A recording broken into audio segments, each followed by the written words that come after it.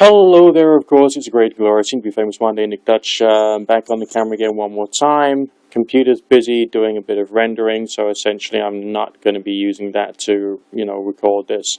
Camera's on charge, so I'm using the phone right now, and I know I look appalling, the video quality is diabolical, and the sound quality probably needs a bit to be desired.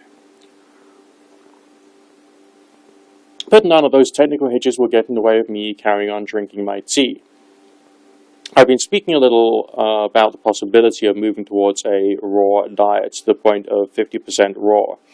I have been cautioned against the raw vegan diet or the raw food diet because some people say it's rather unhealthy. I would of course like to reiterate that I'm not going to go 110% raw anyway because I think that is 100% unhealthy.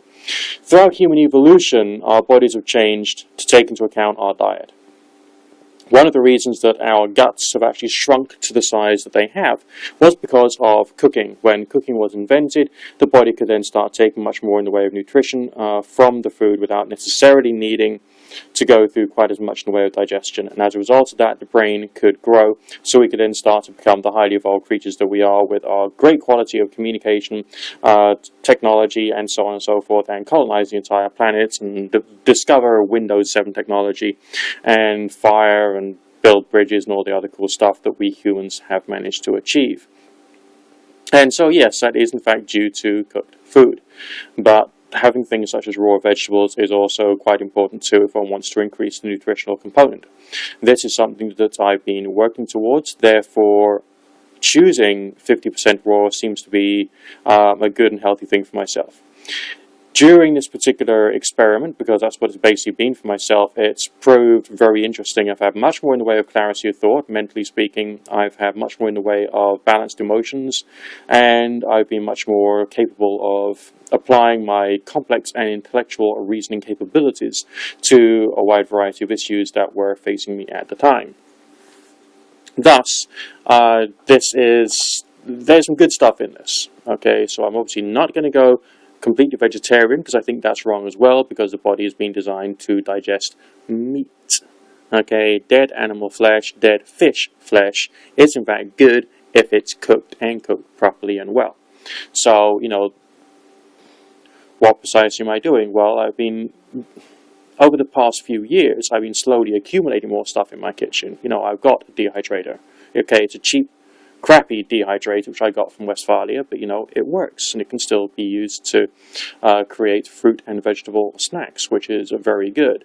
I have a blender of sorts, which is a very cheap blender that I got from Tesco's, I think it was 4 years ago, and basically it works. It only costs £5 at the time, so bargain. It still functions after a few years, so I'm not worried about that. So now it's a question of using that plus new technology of the juicer and to increase things. The general technology that one usually uses in the raw food diet would include, yes, a dehydrator, yes, a juicer, yes, a blender. That's essentially it, and everything else would just be a knife and standard cooking standard, consuming cutlery. Of course, I've also got a mandolin slicer as well, which I can use to prepare slices of fruit and vegetables. One thing that I've taken a bit of pleasure to is a combination of avocados and broccoli.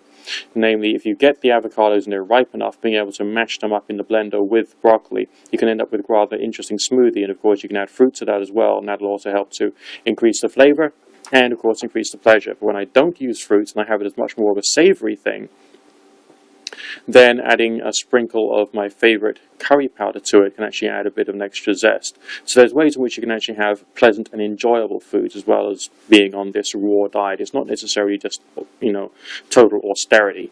That's not really what I'm heading for or what I want to achieve anyway.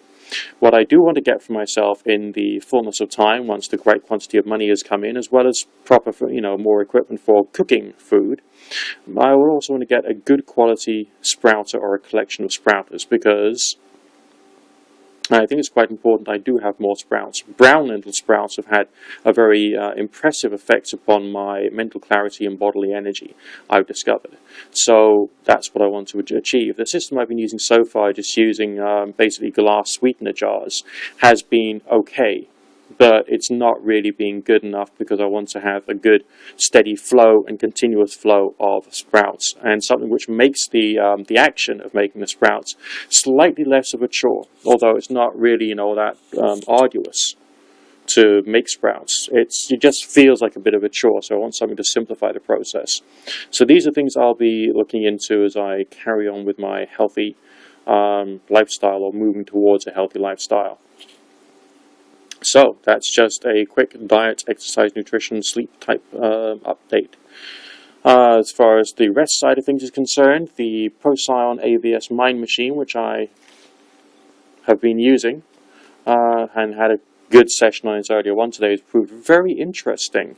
And I'm going to do a video in the short term future about the various intellectual, cognitive, and creative benefits I seem to be getting from that during some particular specific programs, because I think that's also beneficial for the health.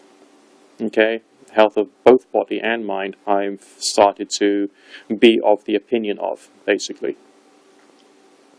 And there's been a few other cool things as well. But I don't want this video to go on too long. I just wanted to let you know what I'm playing with at the time. Speak to you in a while.